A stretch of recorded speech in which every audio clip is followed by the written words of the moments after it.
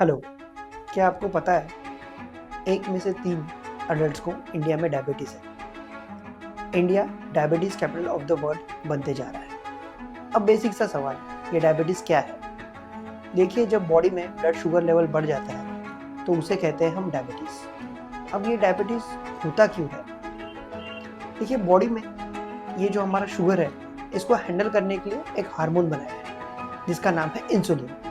अगर बॉडी में शुगर बढ़ता है तो इंसुलिन आता है और शुगर को कम करता है।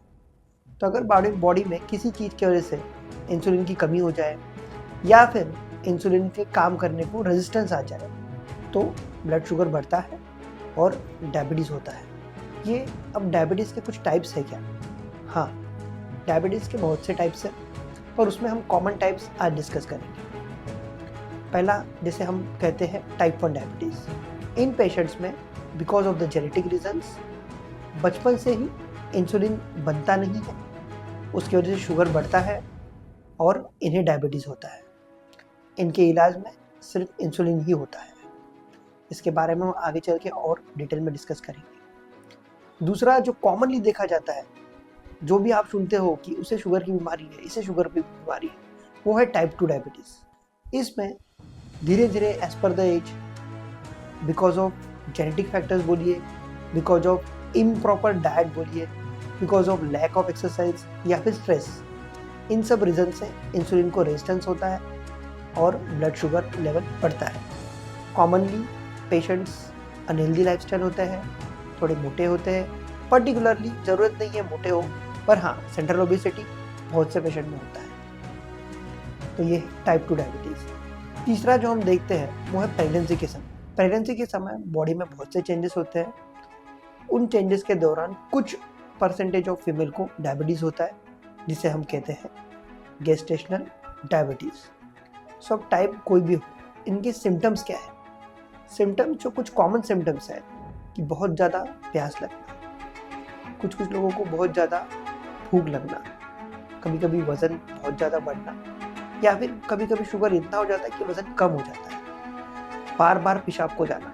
बहुत से पेशेंट यही कंप्लेंट लेके आते हैं कि रात में बार बार पेशाब को जाना पड़ता है। फिर बार बार इन्फेक्शन हो, बहुत से पेशेंट इसलिए आते हैं कि फंगल इन्फेक्शन हो जाता है, कुछ छोटा सा लग गया है और घाव ठीक नहीं हो रहा है। ये कुछ सिम्टम्स है डायबिटीज रिलेटेड। अब क्या मुझे डायबिटीज हो सकता है? क्या आपको डायबिटीज हो सकता है? और अगर है या फिर नहीं है तो चेक कैसे करें? बेसिकली कुछ ब्लड टेस्ट होते हैं, जैसे फास्टिंग ब्लड शुगर, फिर पोस्ट प्रैंडियल और HbA1c। ये जब हम करते हैं तो इनके वैल्यूज़ के हिसाब से डिसाइड किया जाता है कि आपको डायबिटीज़ है या फिर नहीं है। फिर डायबिटीज़ के इलाज क्या है? हमने तो सुना है एक बार डायबिटीज़ हुआ तो इंसुलिन लेना पड़ता है। जी ऐसा नहीं। जो हमने सबसे पहले बात की, टाइप 1 डायबिटीज़। टाइप 1 डायबिटीज़ में कुछ ऐसे फैक्टर्स है कि बॉडी में इंसुलिन बनता ही नहीं है, तो इन पेशेंट्स को इंसुलिन के अलावा कोई ऑप्शन नहीं होता है। पर हम आते हैं जो मोस्ट कॉमनली देखा जाता है, हर दूसरे बंदे, हर तीसरे बंदे को जो डायबिटीज़ दिख रहा है, टाइप 2 डायबिटीज़।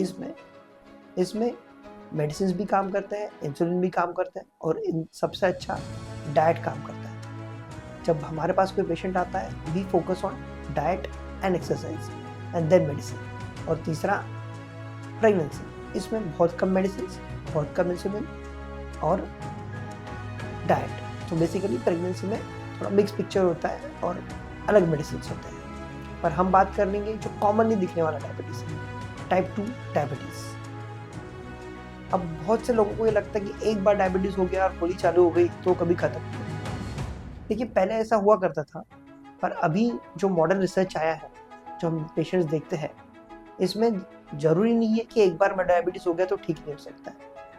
एक अच्छे डाइट से, एक अच्छे रूटीन से, एक अच्छे एक्सरसाइज रूटीन से डायबिटीज़ काफ़ी हद तक कंट्रोल में आता है। शुरुआत में हो सकता है मेडिसिन लगे, धीरे धीरे वो मेडिसिन एक सिंगल मेडिसिन पे आ जाए या फिर बंद भी हो जाए। कुछ पेशेंट्स में बंद होता है अगर वो बहुत अच्छे डाइट पे है तो, या फिर एक मिनिमम मेडिसिन पे हम उनको कंट्रोल करके रखते हैं। फिर सवाल उठता है कि ये डायबिटीज़ से होता क्या है? तो बहुत बार लोगों को लगता है मेरा शुगर तो 300 है, मेरा शुगर तो 400 है, मुझे तो कुछ लगता ही नहीं है।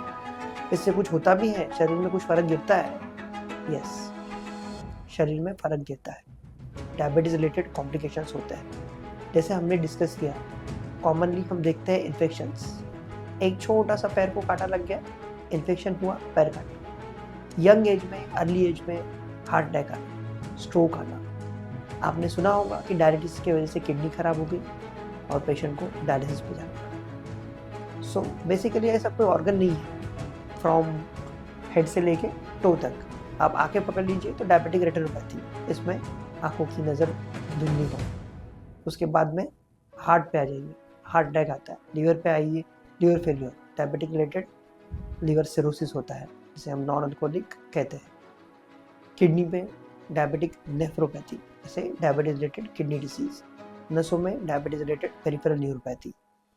मोस्ट कॉमनली पैरों में चींटी आती है। तो ऐसे न्यूमरस कॉम्प्लिकेशंस हैं डायबिटीज रिलेटेड।